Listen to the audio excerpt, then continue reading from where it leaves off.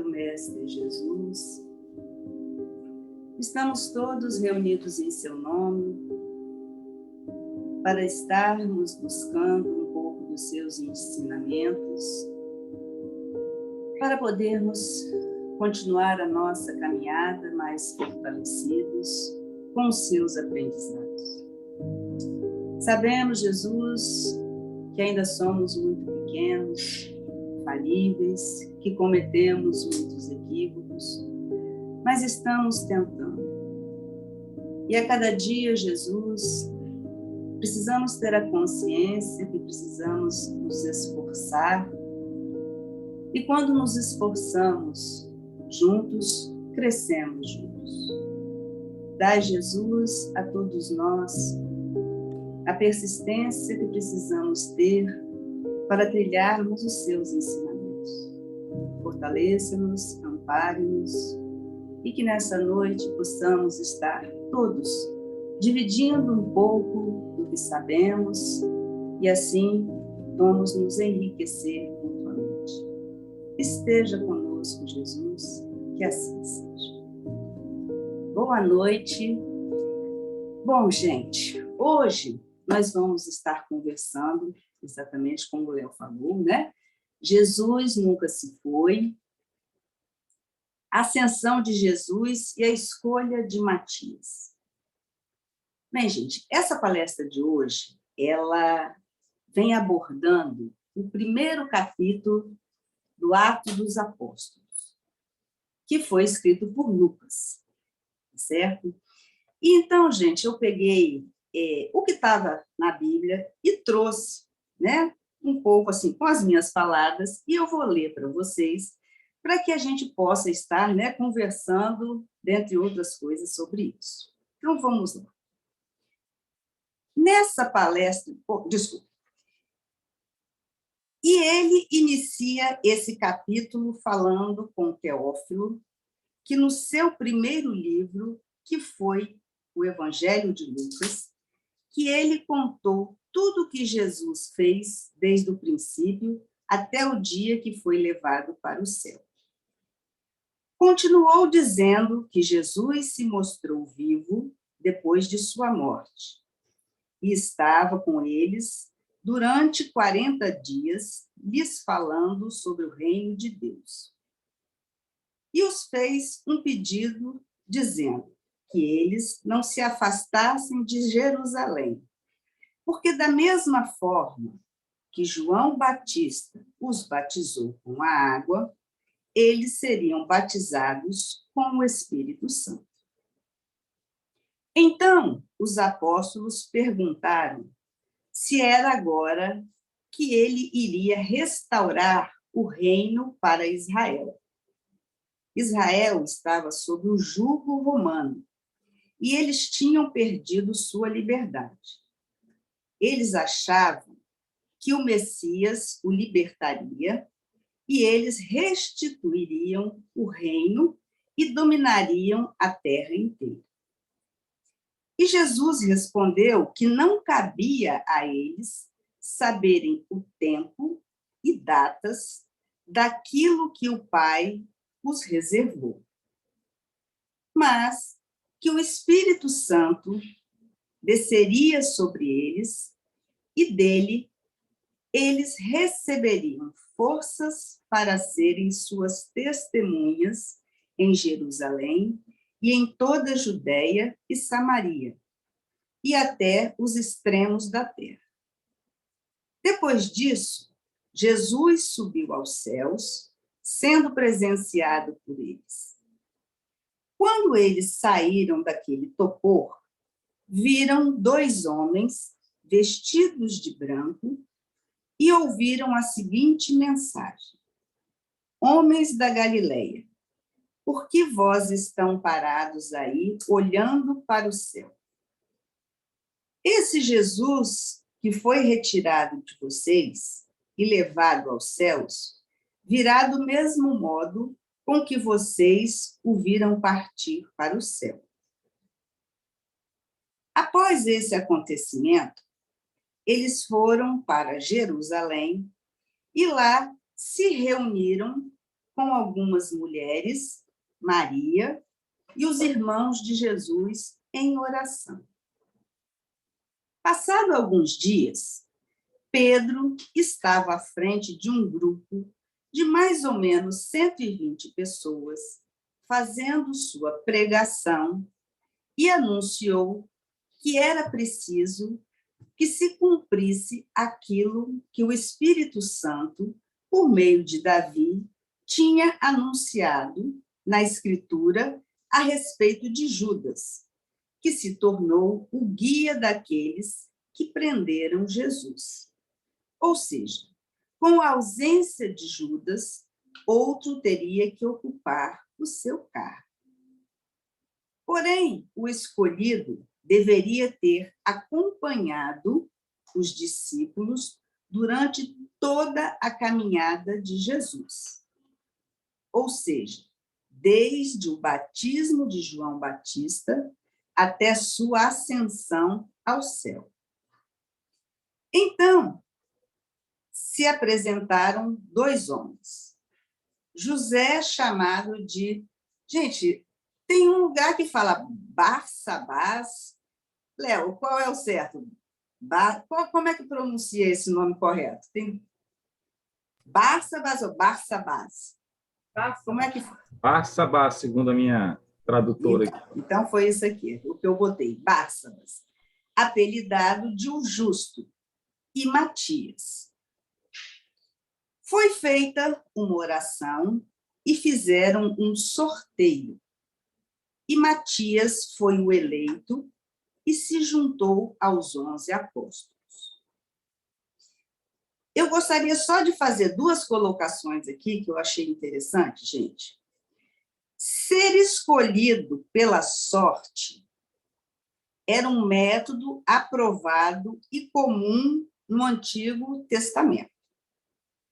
Foi feito dessa forma porque ambos preenchiam os requisitos que Pedro citou. Então, para que não houvesse nenhuma injustiça, esse sorteio foi feito, tá certo? Porque a gente pensa até que fica no zerinho ou 1 e não é assim, tá? O segundo é, por que não continuaram somente os 11 apóstolos? Precisaria ser 12. O povo escolhido por Deus tinha 12 patriarcas, e desses 12 surgiram as 12 tribos. Ao escolher os 12 apóstolos, Jesus estava pensando no novo Israel. Esse novo Israel congregaria pessoas de todas as nações. Não haveria distinção entre judeus e gentios.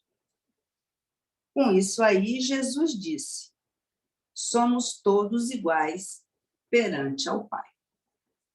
Então, isso aqui é o que estava nesse primeiro capítulo que o Lucas trouxe no Atos dos Apóstolos. Mas, como todos nós sabemos, gente, a passagem de Jesus aqui na Terra, ela foi muito curta, 3 anos só, né? Porém, os seus ensinamentos, as suas ações foram muito profundas e marcantes na vida daqueles que o seguiram.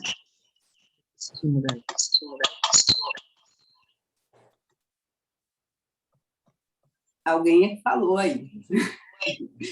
Bom, e aí, gente, Jesus, por saber... Só um minutinho. Roseli, eu não consigo te colocar no mudo, por favor, se coloca no mudo.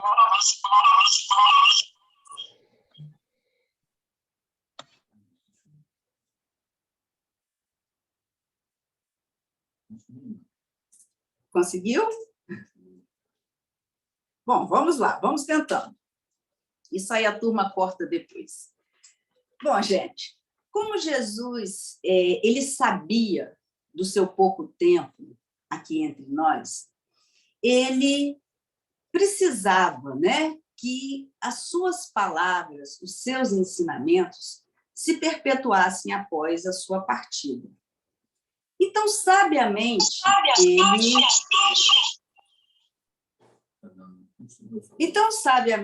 ele escolheu 12 homens fiéis que o seguiam. E esses homens, eles se tornaram os seus 12 apóstolos e que teriam a missão de continuar o trabalho de Jesus. Esses apóstolos, eles vivenciaram com Jesus todos os seus ensinamentos, todas as suas experiências que Jesus fazia, transmitia aos necessitados de auxílio físico e espiritual. Então, eles estavam presentes o tempo inteiro quando Jesus fazia isso, que ele cuidava do corpo e da alma. Além disso, esses apóstolos também, eles enfrentavam outro tipo de problema, né? Que era o domínio romano, no qual eles estavam vivenciando, e que eram muito perseguidos. Nesse domínio romano, os romanos, eles acreditavam em vários deuses. Eles também tinham problemas com os sacerdotes da época, que também os perseguiam. Então, gente, a vida deles não era fácil. Mas as verdades que Jesus trazia até eles enchiam o coração deles de paz. Fora que Jesus era aquele homem que ele era, vamos dizer assim, ele era aquele que dizia e a coisa se concretizava. Então, eles tinham a confiança naquele mestre, que não só dava a tranquilidade a eles, mas que comprovava, não é, as coisas que ele fazia. E nesse primeiro capítulo, gente, dos Atos dos Apóstolos, Jesus encerra a sua estadia, vamos dizer assim, com os apóstolos. Então, é narrado nesse capítulo. Então, Jesus, ele, nessa despedida, ele retornou e vivenciou 40 dias com esses apóstolos, ensinando mais coisas, também mostrando a eles, né, que a imortalidade da alma era provada com o seu retorno. Mas a gente tem que lembrar que esse retorno de Jesus, ele veio até os apóstolos de uma forma materializada, que o Espiritismo explica, não é assim? Ele não viria de corpo físico, sim, materializado. E eles também tiveram a notícia que eles seriam batizados pelo Espírito Santo e que eles receberiam a mediunidade para trabalhar nesse grande projeto que Jesus estava dando na mão deles. E, diante disso, os apóstolos, eles se sentiram mais confiantes, porque eles iam se sentir mais amparados pelos santos espíritos que acompanhavam a Jesus. E, movidos por essa fé que eles tinham, eles foram propagando os ensinamentos do mestre, não deixando com isso que as suas palavras, os seus ensinamentos, se fossem quando ele morreu, vamos dizer assim. Tá certo? Mas hoje, se nós fizermos um paralelo com aquele tempo, com aquela época, vamos dizer assim, e com a atual, dentro da doutrina que a gente acredita, nós veremos que nós vivenciamos situações muito parecidas com a dos apóstolos. Algumas situações, e aí, se vocês lembrarem, vocês podem também falar. Eles portavam mediunidade. Nós também. Mas a gente tem que lembrar, gente, que ser médium não é privilégio dos espíritas. Todas as religiões possuem médiuns. Então, a gente precisa estar sempre consciente disso. Toda vez que um filho de Deus abraça a mediunidade com responsabilidade e age em nome do bem, da caridade, ele está vivenciando os ensinamentos de Jesus. E aí, a gente poderia dizer que, assim, surge mais um Matias nessa caminhada, para dar continuidade aos ensinamentos de Jesus. E também para que a gente cresça espiritualmente, porque a mediunidade não é só auxiliar o outro, mas também nos auxiliar. Fala, Léo. Vamos lá, temos duas perguntas. A primeira é: você poderia explicar a diferença em ressuscitar e voltar em espírito em um corpo materializado? O que seria esse corpo materializado? Esse corpo materializado é exatamente o que a gente vê com as explicações espíritas. A materialização, ela é feita, ela pode ser feita dentro de uma necessidade, vamos colocar assim, onde se trabalham as energias do médium, as energias da natureza, e, somado a isso, se faz, por exemplo, o que foi feito com Jesus. Ele aparece ali na forma que ele estava, que ele viveu, né, aqui na Terra, se apresentou aos apóstolos, então ele se materializa daquela forma, mas é espiritual, não tem nada da carne. Então, isso é um trabalho que houve necessidade, porque é um dispêndio muito grande de energia, ficar se materializando algo. Mas Jesus, como ele disse, não é? 3 dias depois, ele ia aparecer, ele ia ressurgir para os apóstolos, para que ele continuasse exatamente a dar os ensinamentos e provar que há essa imortalidade da alma, porque ele voltou em espírito, não é? Para que aquelas pessoas pudessem comprovar isso. Então, naquele momento, houve-se essa necessidade desse dispêndio, gente. Hoje, a gente não vê mais ser feita essas materializações, porque é um gasto energético.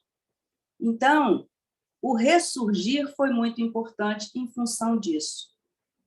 Tá certo? Léo? Vamos lá. Os apóstolos receberam o dom da mediunidade após a primeira materialização de Jesus para eles? após, não, foi depois. Jesus se materializou para eles e anunciou que eles estariam recebendo, não é, essa mediunidade, o dom da mediunidade. Então, os apóstolos se foram e aí, depois, eles receberam esse dom da mediunidade, que vai ser a sua palestra, que você vai estar falando. Então, não foi naquele momento em que Jesus subiu aos céus novamente, né, na sua última subida, vamos dizer assim, né? Ele foi depois que houve esse acontecimento do dom, né, que eles receberam e que o Léo vai estar explicando na próxima palestra dele, tá bom? Então, eu não vou adentrar na palestra do Léo, tá certo? Sobrou para mim, né? Mas é a sua mesmo, né? Vamos lá, tem mais um. O que manteve os apóstolos unidos depois da partida de Jesus? Eu acho que foi tudo que eles vivenciaram, não é assim? Eles estavam convictos, na verdade, daquilo que o mestre trouxe para eles. Ele reacendeu naqueles espíritos novamente a chama da fé, da crença numa vida futura.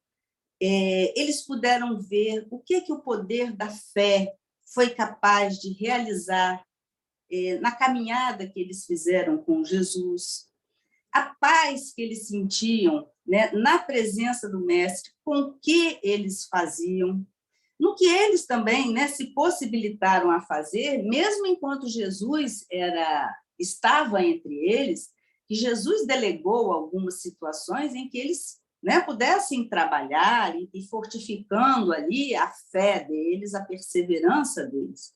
Então, não foi fácil, não é? Eles estarem nessa empreitada, mas eles se sentiram confiantes mediante a tudo aquilo que Jesus trouxe para eles ali. Tá bom? Mais alguma? Tá. Então, vamos lá. Então, gente, os apóstolos, eles lidaram com essas dificuldades, vamos dizer assim, e era uma dificuldade político-econômica, né? A gente acha que pode colocar dessa forma, daquela época. Então, eles lidavam com isso. E aí, trazendo para o nosso hoje, será que nós também não estamos vivenciando uma situação semelhante à deles?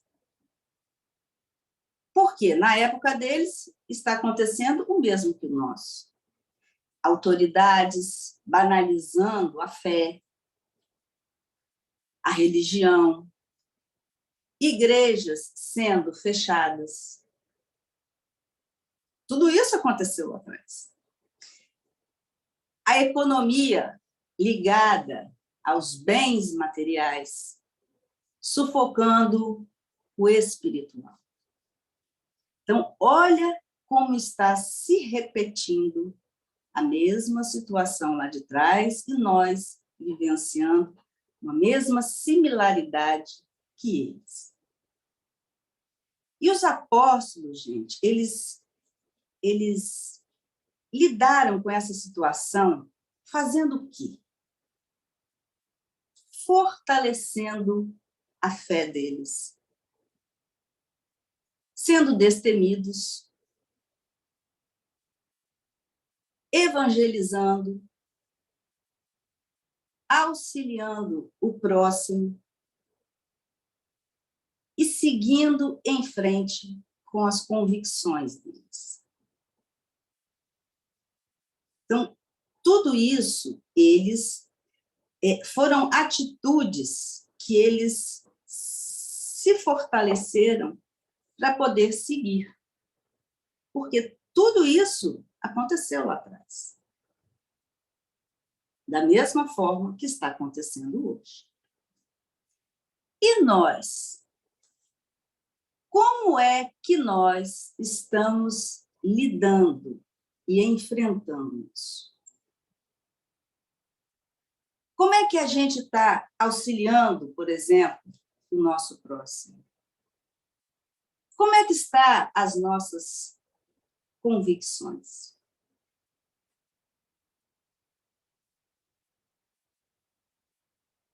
Como é que está a nossa zona de conforto?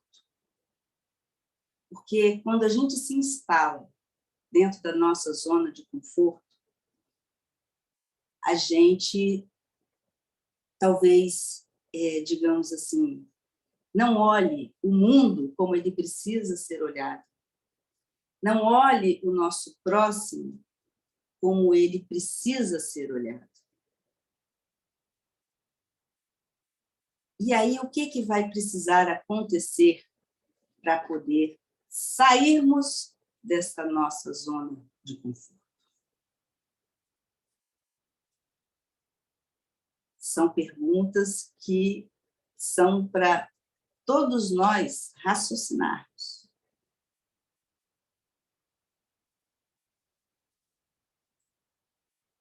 E eles aceitaram, gente, esse desafio, porque eles acreditavam em Jesus. Será que nós acreditamos como devemos em Jesus? Aonde está a nossa fé? A nossa persistência, perseverança, para poder fazer o que Jesus fez? Porque, assim, nós temos Jesus como exemplo. E ele é o nosso exemplo. Mas, às vezes, a gente coloca ele assim, num pedestal e aquela coisa assim, às vezes as pessoas falam assim, mas ele já foi um espírito muito evoluído quando veio aqui, né, trazer tudo isso para nós. A gente nunca vai alcançar Jesus. Ele é o exemplo, mas eu acho que vai demorar muito para a gente alcançar Jesus. Mas, ao invés da gente olhar Jesus sem desmerecê-lo, por que nós não tomamos os apóstolos como os nossos exemplos?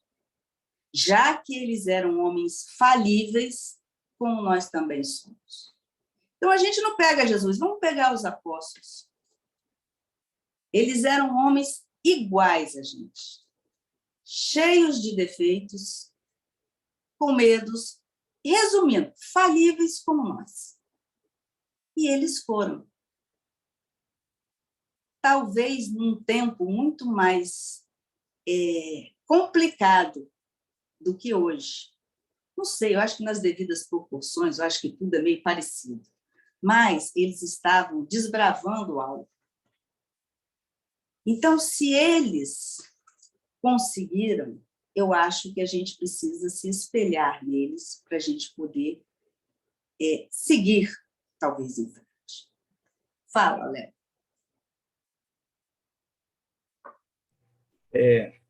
Chegou uma pergunta assim, lá no início, acho que quando você leu os Atos, né?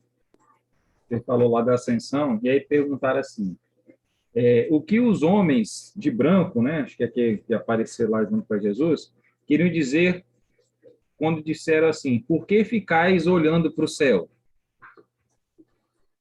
Foi exatamente quando Jesus começou a se elevar, não é? Jesus estava entre eles, deu o seu tempo entre eles, e aí, quando ele passou essas mensagens para eles, exatamente, né, a última, quando ele disse que eles iriam receber, não é? A mediunidade, ele se elevou, voltou novamente aos céus. Então, eles estavam exatamente vendo isso. Jesus indo para os céus, e assim como é relatado, né, ele vai subindo, e aí uma nuvem o encobre. Então, eles estão lá, né? Embasbacado, acho que todos nós ficaríamos embasbacados com aquela cena. E aí, quando eles voltam, tem ali dois anjos também materializados, né? Dizendo a eles o que foi dito. Foi isso. Deu para entender? Acho que sim. Vamos lá. Você me ajuda, hein, Léo? Você que é especialista em Bíblia, hein? Rapaz, especialista em Bíblia aqui em casa é N. Ela que é. Vamos lá. A outra é o seguinte: estou na dúvida. Desde que estudo, sempre foi falado de termos a mediunidade desde que nascemos. Lembro do episódio de Moisés no deserto libertando o povo judeu, depois com o nascimento de Jesus, entre outros. Como pode agora ser falado que Jesus deu a mediunidade aos apóstolos? Isso é uma força de expressão, gente. Porque, naquele momento, os apóstolos, para que eles se sentissem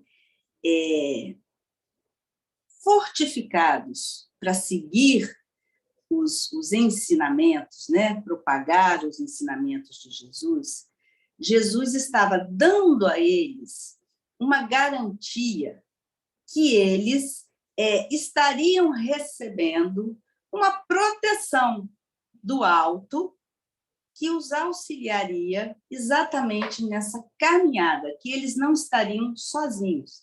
E a gente sabe que essa proteção seria a mediunidade.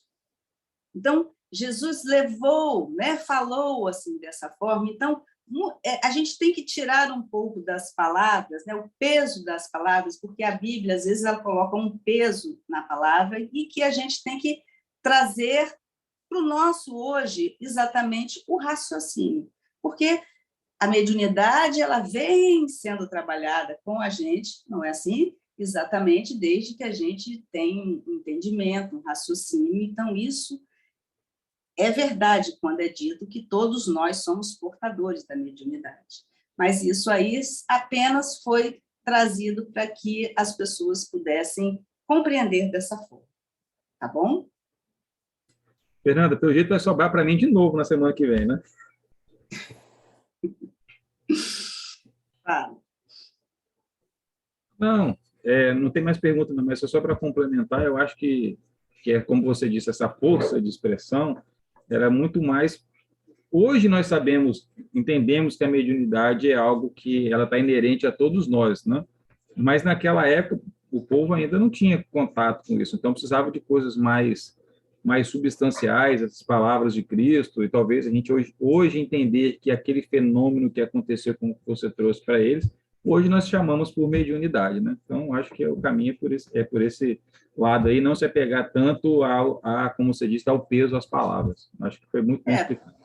Porque esse termo mediunidade, naquela época, não era nem falado, né? nem existia. Então, até para que a gente possa entender, era isso, né? A gente tem que estar passando dessa forma, até para que a gente possa estar compreendendo dentro desse parâmetro que eu estou até trazendo, dessa coisa do lá de trás, com a nossa vida, porque nós precisamos exatamente estar buscando um comparativo lá de trás com a nossa vida, porque foi tudo, pelo menos nesse capítulo, né? Vamos ver os restantes, tem muita semelhança da vivência dos apóstolos e da nossa vivência atual.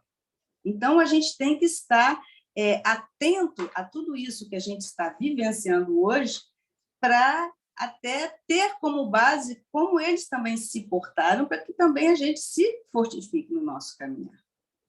Fala, Léo. Não, sem mais perguntas. É que você está com a mãozinha.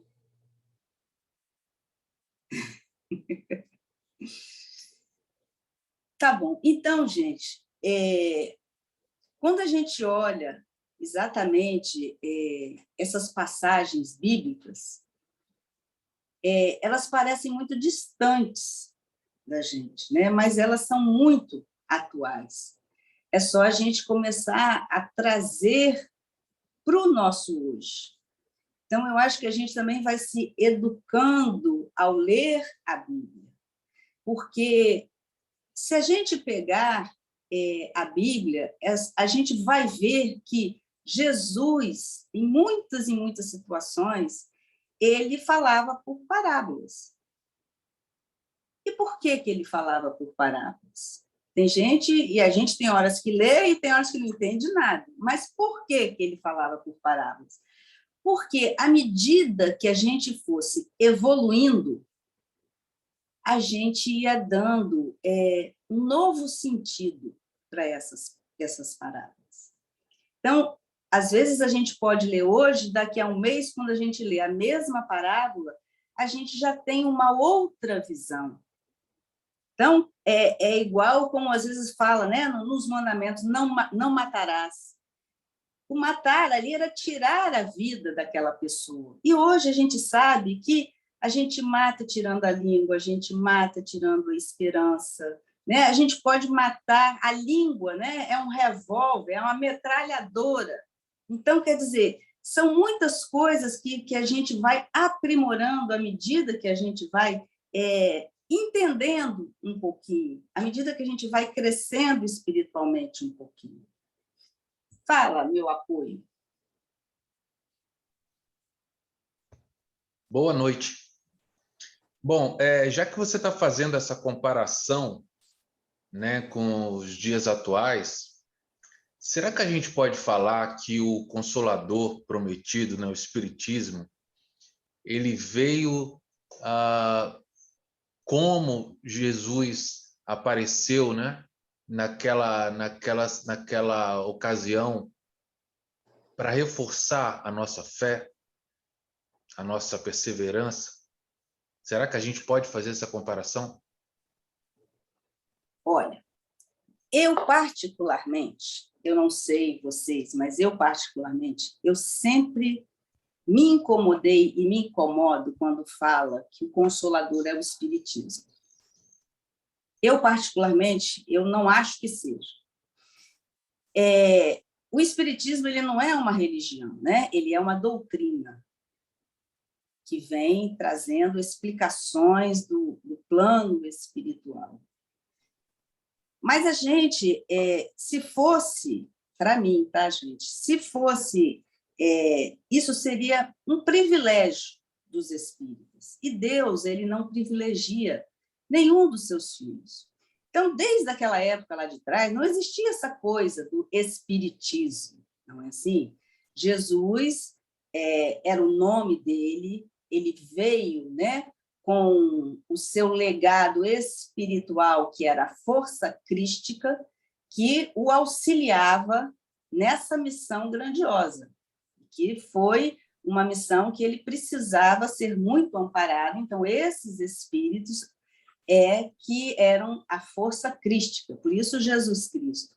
Então, ele veio trazer esses ensinamentos, veio comprovar ali essa coisa da vida pós-morte com a sua materialização, veio exatamente trazer que se conseguiria informações ali, até mesmo pelos apóstolos, desde lá de trás, através da espiritualidade, mas seria uma forma. Mas se nós todos somos médiuns, todos nós podemos fazer esse intercâmbio espiritual na Igreja Católica, na Evangélica, não é assim? Em todas as religiões. Então, o Espírito, os santos espíritos, eles estão em todas as religiões. Então, eu não consigo ver o Consolador sendo o Espiritismo.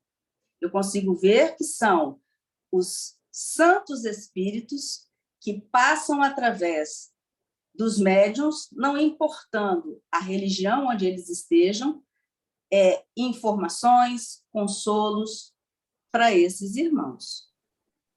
Entendeu? Eu consigo ver assim. E cada um como a interpretação bíblica, cada um tem a sua, não é assim? E sempre me deu uma jirica nisso, eu não consigo encaixar dessa forma, eu consigo ver dessa forma, entendeu? Então, ali, Jesus ele utilizou aqueles homens exatamente para espalhar esses ensinamentos, né? E eram ensinamentos que foram vividos ali, não só com auxílio da espiritualidade, mas eles foram vividos ali com muito amor pelos apóstolos, muita renúncia, muita dedicação ali em passar o conforto para aqueles irmãos que necessitavam. Tá? Mas se você vê assim, dessa forma, você pode explanar da sua forma, não tem problema. Martins já tirou ele do meu campo de visão. Você quer falar, Aldomar? Não. Então, tá bom. Léo? Vamos lá. Pergunta. Tem mais essa e outra, tá? Posso entender que a ascensão de Jesus foi uma forma de dizer e mostrar que os apóstolos eram capazes de continuar a missão?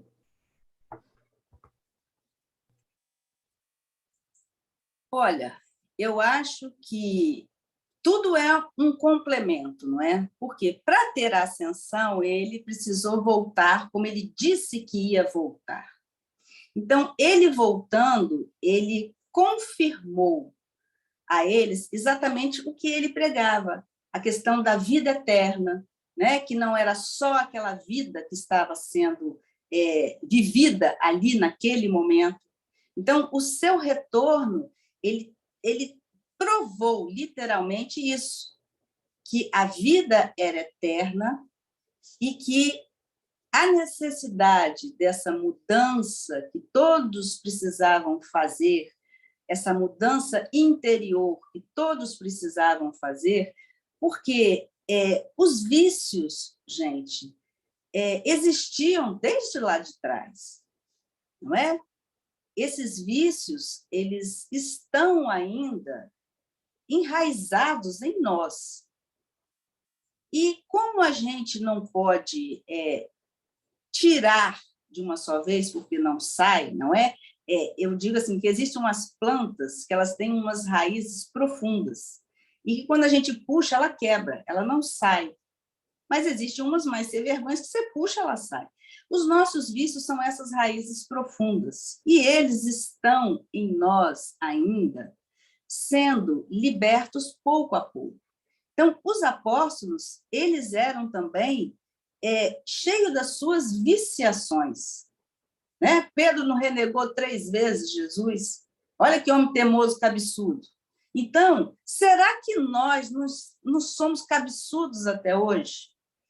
Não somos São Tomé, que a gente tem horas que quer ver para crer, que quem vê diz que não é bom ver, né? Então, existem muitas situações em que a gente olha e se pega, como eles lá atrás. Então, Jesus veio exatamente para comprovar as coisas que ele disse.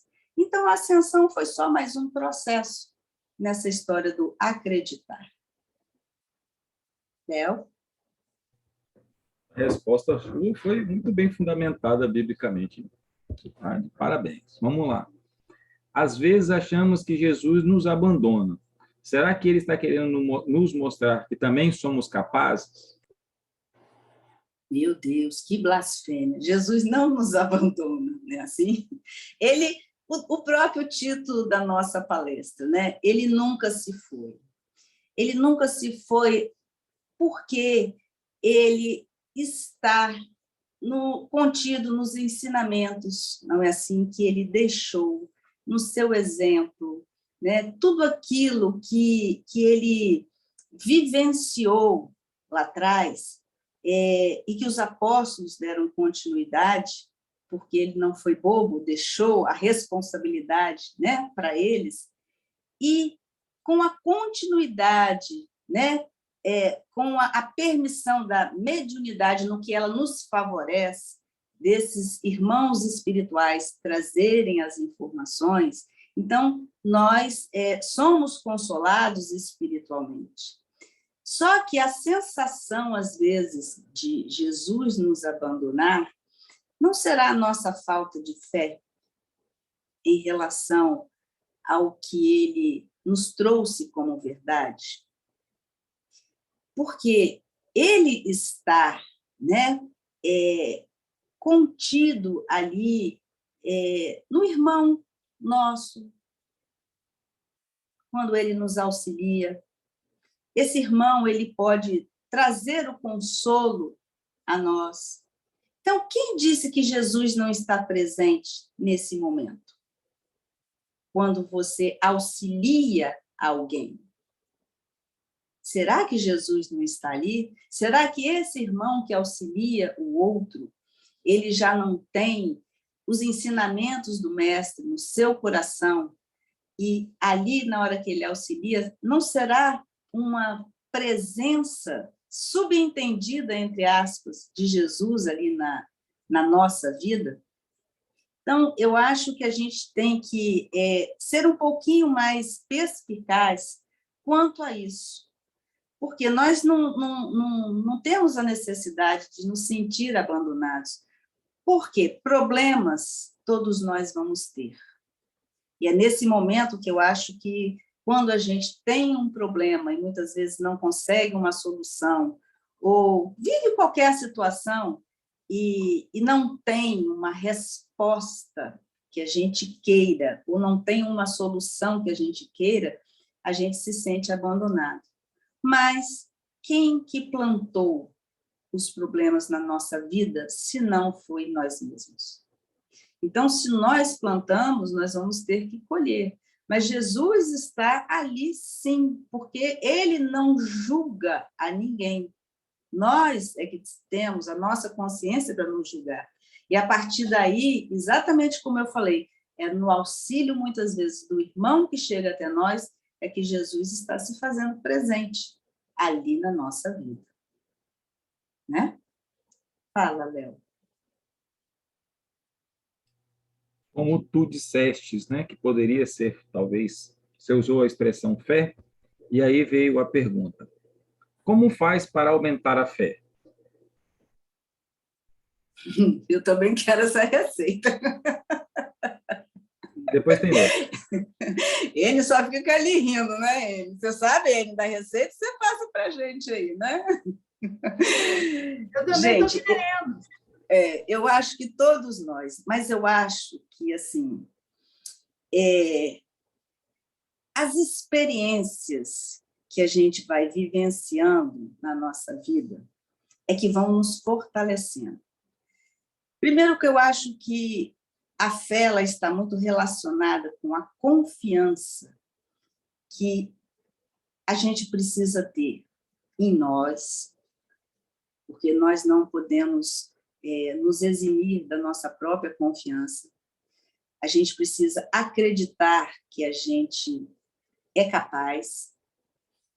E a confiança, se nós hoje nos intitulamos cristãos e acreditamos em Deus, em Jesus, Maria, quem quer que seja, nós precisamos confiar e entender exatamente aquilo que eu falei. Tudo que a gente vivencia, as nossas dores, são de responsabilidade nossa. Então, não é para que a gente não chore, né? Não é que a gente sente, mas acontece que senta, chora, mas levanta. Siga, porque se a gente ficar parado, se fazendo de coitado, a fila vai andar e nós vamos ficar. Então, eu acho que são todas as experiências que vão chegar a gente é que vão nos colocar à prova da fé que a gente precisa ter, na confiança que a gente é capaz, e essa confiança que Deus nos dá para que a gente siga o nosso caminhar, entendendo da nossa responsabilidade. Se alguém tem alguma receita, por favor, fiquem à vontade para falar agora. Abram o áudio, peçam aí o nosso moderador e falem, gente, porque eu acho que tudo isso contribui não é tudo uma questão de como cada um vê. Então, se vocês quiserem dar o depoimento, podem ficar à vontade. Eu posso falar por mim, já que você está dando essa deixa aí, né? Eu tenho aprendido que fé, na verdade, ele é um exercício, né? Ela não é um destino, eu nasço com muita fé ou com pouca fé, ele é um exercício diário daquilo que nós acreditamos. Então, se a gente acredita em Deus, acredita né, no nosso Mestre Jesus, em todas as coisas que ele colocou por nós e que nos deixou através dos textos, depois veio dos textos evangélicos, depois Kardec trouxe o Evangelho segundo o Espiritismo, ainda ampliando um pouco mais. Então, acho que ele é um exercício diário, né? Então, a gente vai aumentando à medida que nós vamos praticando, né? E a prática da fé é a prática do que nós fazemos diariamente, todos os dias aqui na fraternidade, nos dias no auxílio ao próximo, né? Logo depois lá, aí depois dos atos, né? Já em Paulo ele diz que a fé sem obras é morta.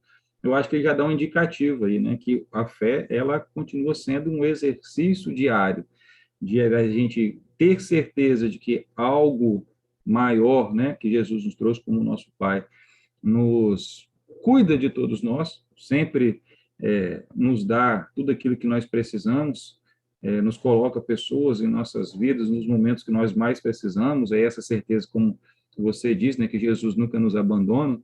Então, acho que, para mim, a fé é algo que ela é praticada dia a dia. A gente vai praticando e, nisso, a gente vai consolidando esta fé. Eu acho que Sueli queria falar a respeito da fé. Pode falar, Sussu. Bem, eu ouço sempre muitas pessoas falarem assim, mas eu não consigo ver Deus na minha vida, eu não consigo ter fé. E aí, isso é muito individual, mas, ao mesmo tempo, fica muito claro quando a gente quer ver com os olhos de quem vê e ouvir com os olhos de quem quer ouvir. Por quê? Quando a gente compara muitas coisas na vida da gente com a vida de outras pessoas, a gente vê coisas que a gente fala assim, nossa, se eu acho que a minha vida está ruim, olha só o que eu estou ouvindo.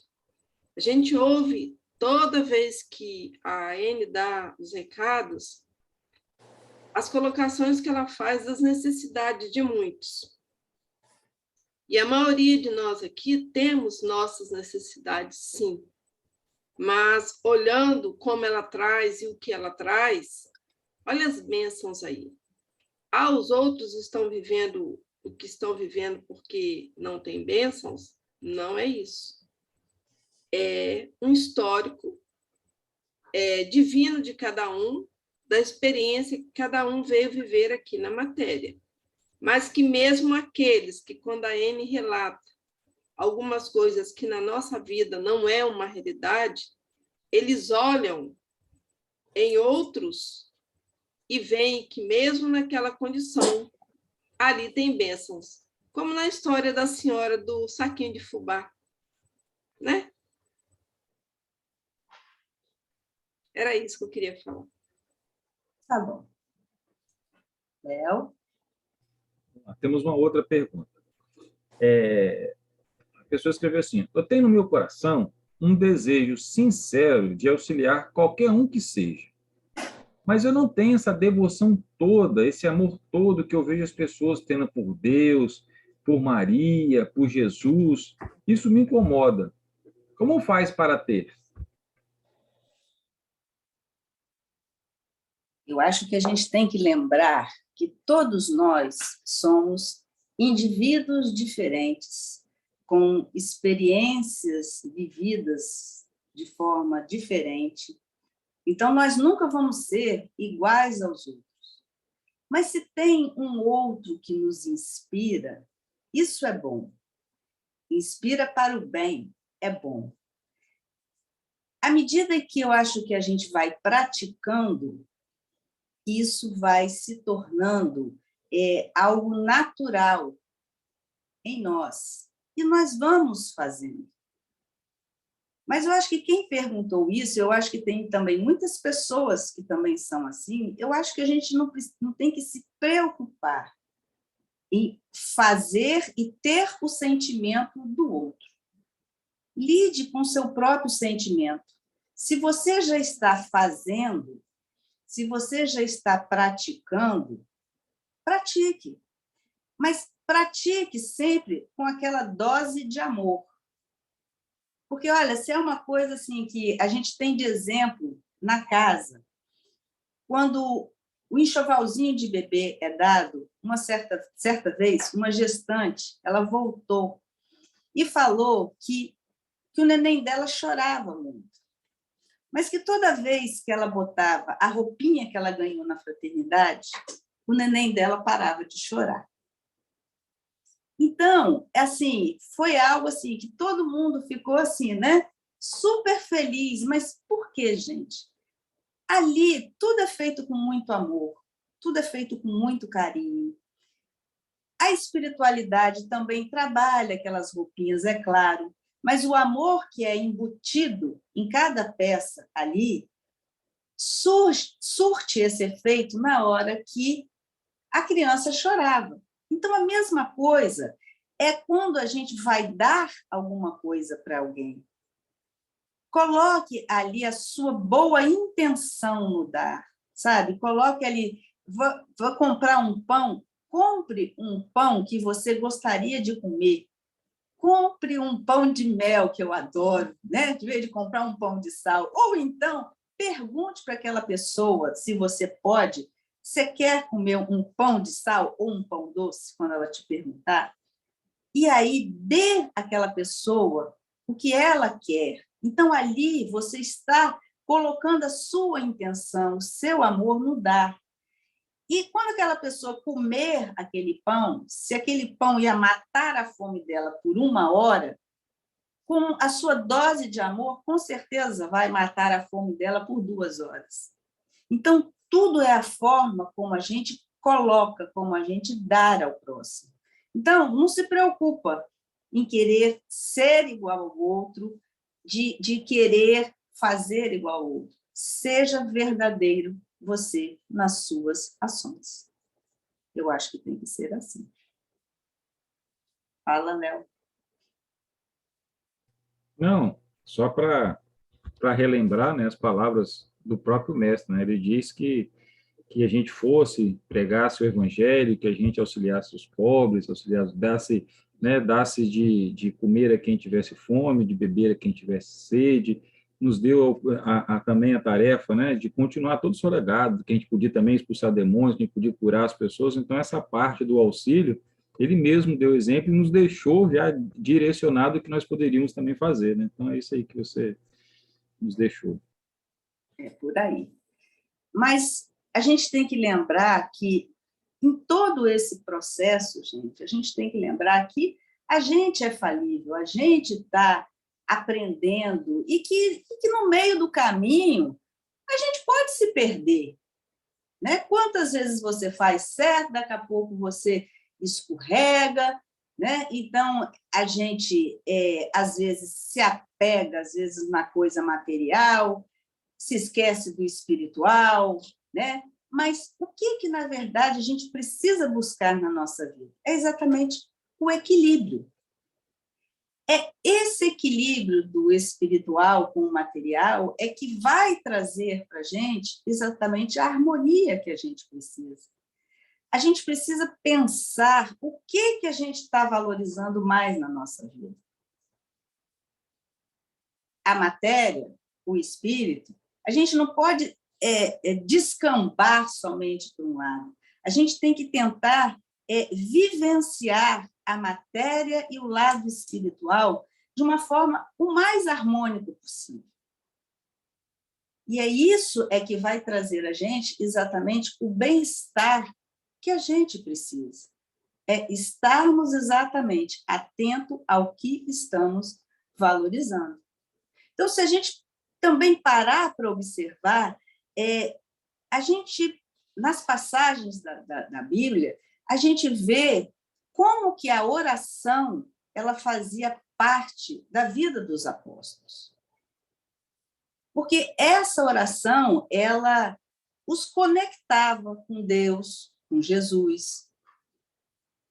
E hoje, o que as pessoas estão se conectando? As pessoas estão se conectando muito mais com a tecnologia. Muito mais com a tecnologia do que com Deus. E aí, cadê o equilíbrio? Como é que a gente vai, como foi colocado, exercitar a fé? A gente exercita mais os dedos, não é assim? Do que a nossa ligação com Deus.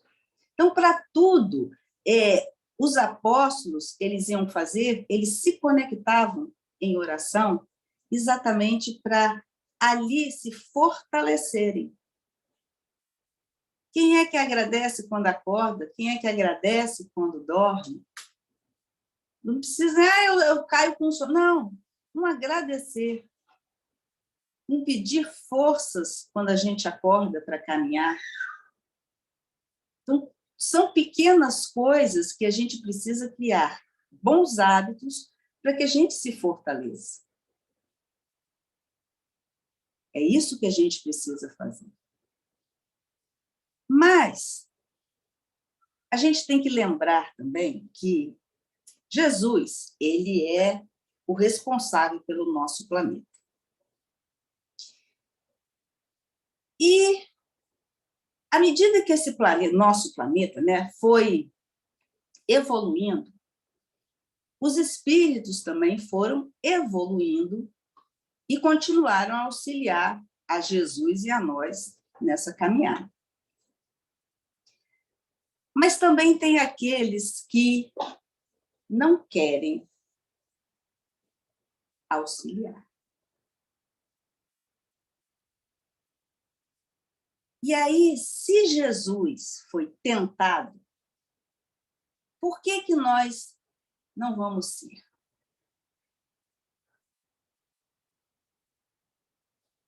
Se a gente parar para pensar,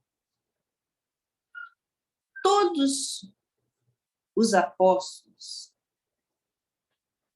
se eles eram falíveis também, eles foram tentados. Eles foram tentados, e por quê, gente? Veja bem, quando Jesus veio até nós, se começava um novo ciclo, energeticamente falando, na Terra. Jesus, ele veio com a proposta muito grande de trazer o amor, de explicar, né, uma vida futura, de trazer uma união entre povos, não ter essa coisa, né, da desagregação, né, de ser um com o outro, não, mas congregar todos. Por isso que os apóstolos eles teriam que levar a mensagem para toda uma nação, porque isso tudo iria, vamos dizer assim, contaminar a todos que desejassem fazer a mudança que era necessária. Então, uma nova era ali estava sendo trazida para nós. E aí vocês acham que, espiritualmente falando, não existiam aqueles irmãos espirituais que iriam ser contra a isso? A elevação espiritual de todos que aqui estavam, e também encarnados e desencarnados?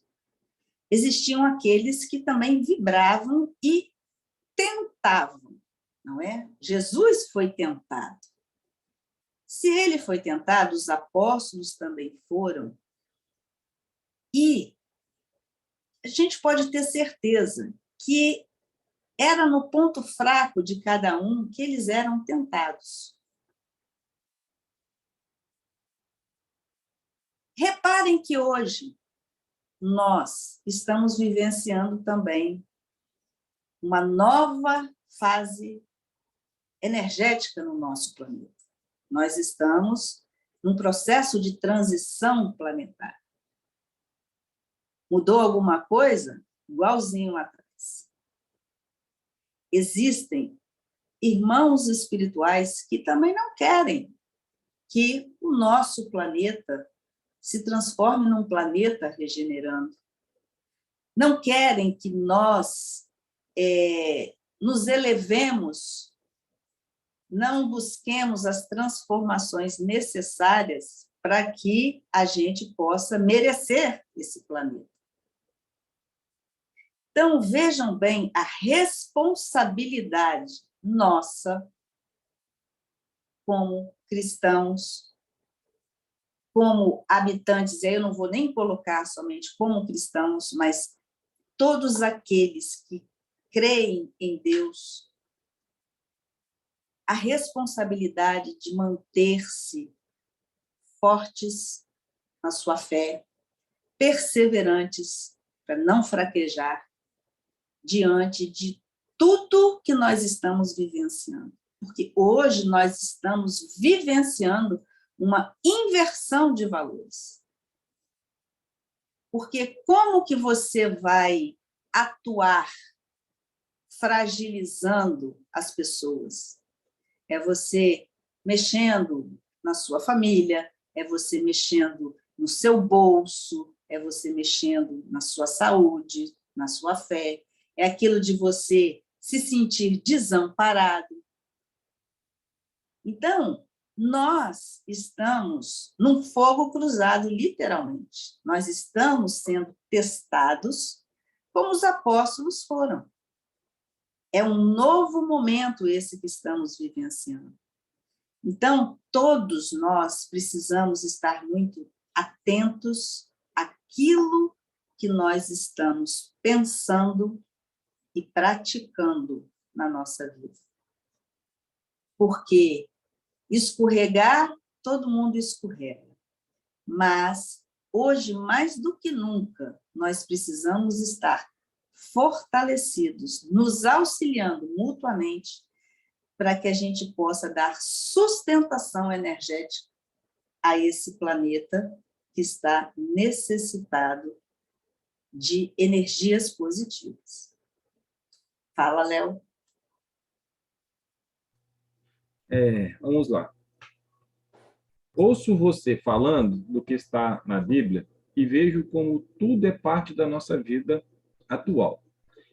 Até que no dia de hoje está até mais fácil. Aí vem a pergunta: o que ainda falta em nós para termos a coragem dos apóstolos? Olha que isso é bem individual, não é?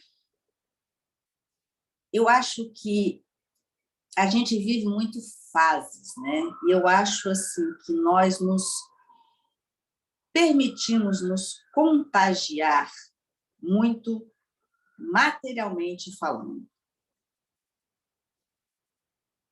A nossa fé, eu acho que ela ainda está pouco estruturada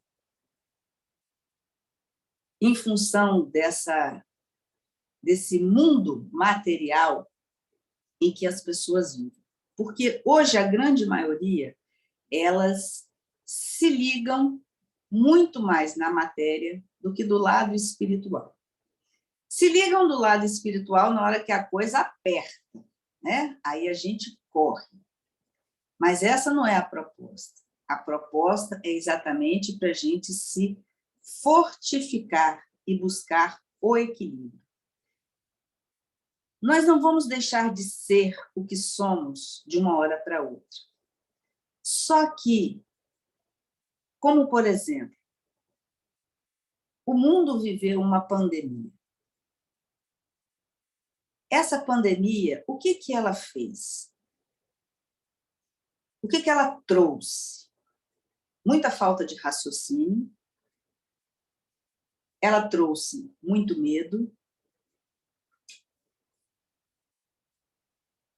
e o que ela deveria proporcionar, a grande maioria talvez não foi proporcionado. Era as pessoas voltarem para si. As pessoas deixarem de olhar a vida alheia e olharem para si. Porque nós não olhamos muitas vezes para nós? Porque temos medo do que vamos ver. Medo do que precisamos fazer de mudanças para crescermos. Porque a gente sabe que mudar não é fácil, dá muito trabalho. A gente acha que é mais fácil mudar o outro. E é puro engano. Então, mais uma vez, foi ofertada à humanidade uma forma dela prestar atenção, valorizar o que ela precisa. Muitos não compreenderam isso, mas muitos foram sacudidos. E esses que foram sacudidos, eles podem puxar alguns que ainda ficam em cima do muro, mas a opção vai ser sempre de cada um em querer trazer essa modificação. Mas se não nos encararmos naquilo que a gente precisa fazer para evoluir, talvez a gente não mereça ficar aqui, nesse planeta do qual vai estar se regenerando. Porque a gente pode ir para o plano espiritual, não é? Mas a gente só vai voltar para cá se a gente merecer estar nesse planeta. Estar com a vibração e a energia apropriada para vivenciar este planeta. Então, todo o trabalho começa aqui. Não adianta chorar pelo leite derramado depois. A gente tem que começar a fazer aqui. Porque em nenhum momento, se alguém vê na Bíblia, eu não sou de ler a Bíblia, mas se alguém vê na Bíblia que Jesus disse que ia ser fácil, me mostra. Porque eu acho que em momento nenhum ele disse para a gente que ia ser fácil. E a gente precisa incorporar essa ideia que não vai ser fácil e se esforçar para melhorar. Fala, Léo. Não, assim, eu ia pedir a permissão só para fazer um comentário sobre o que você disse, né? Que os apóstolos, eles não deixaram de acreditar em Jesus, mas eles tiveram que se adaptar às situações, às circunstâncias, né? Em função ali de tudo que veio após a crucificação de Jesus, mas jamais deixaram de acreditar, né? Acho que está dentro disso que você falou. Sim, não deixaram, porque, no entanto, eles prosseguiram, não é assim? Com a missão deles, que era exatamente de estar divulgando, né, os ensinamentos, fazendo os milagres, né, tudo aquilo que a gente vê, né, nas passagens bíblicas, deles fazendo. Então, a vida não foi em nenhum momento fácil. Se não me engano, a grande maioria teve mortes, né, muito, muito drásticas, mas o sentimento do dever cumprido deles, eu acho que foi a maior glória que eles levaram quando eles partiram. Porque mesmo diante das dificuldades deles, eles deram o melhor deles. Porque não foi fácil, gente. Vocês imaginem a responsabilidade desses homens. Não foi fácil. Fala, Léo. Agora é só para dizer que não existe, não temos mais perguntas. Então, tá certo. Dentro disso tudo, gente, que a gente falou, a gente precisa ter, assim, muita confiança e a certeza desse nosso título, que Jesus nunca se foi. Se nós não acreditarmos que Ele está entre nós, eu acho que vai ser muito, muito dolorosa a nossa estadia aqui e tudo aquilo que a gente vivencia. Ele se sacrificou por nós, ele deu a vida dele por nós. E ele não cobra isso da gente. Ele simplesmente, ele deu o seu exemplo e, apesar das vezes muitos não acreditarem, mas Jesus foi como nós. Ele foi criado um ser onde ele foi galgando a sua evolução. Não vivenciou aqui, vivenciou em outro orbe, mas precisou passar tudo isso que nós passamos para entender as nossas dores, os nossos sentimentos, o nosso tamanho, para poder dizer que isso é passageiro. E Jesus, ele já não está mais de braços abertos, pregado naquela cruz. Ele está de braços abertos, esperando para nos receber com amor. É isso que ele está. Não vamos focar Jesus ali, aquilo ali passou, aquilo ali é só para lembrar do sacrifício que ele fez por nós. Mas ele está, lembrem-se sempre disso, com os braços abertos, nos esperando. E eu acho que isso pode levar nem sei quantos 1000 anos, mas ele vai estar sempre de braços abertos, nos esperando. Que a gente possa fazer a nossa parte, que a gente possa senti-lo sempre no nosso coração. Era isso que eu tinha para trazer para vocês. Então, eu agradeço muito a colaboração de vocês. Eu não sou entendida da Bíblia, gente, é uma dificuldade igual a vocês, mas, assim, a gente se esforça, né, para estar buscando ler, aprender um pouquinho, com a ajuda, né, do Léo, de todos aqueles que perguntaram, a gente conseguiu fazer um pouquinho, tá bom? Então, eu agradeço a vocês, que a gente possa ter um final de semana, um feriado, né, chuvoso, que parece que vai ser, mas com muita harmonia nos nossos corações, tá bom? Eu vou fazer a nossa oração para que a gente possa encerrar. Senhor Jesus, obrigado por estar de braços abertos, nos esperando. Que possamos nos fazer merecedores deste abraço.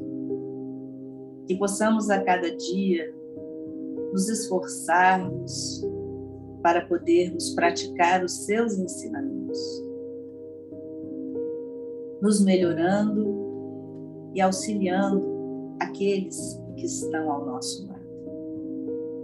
Fortaleça-nos, Jesus, para que juntos possamos nos sentir abençoados, fortificados no nosso caminhar. Esteja conosco, que assim seja.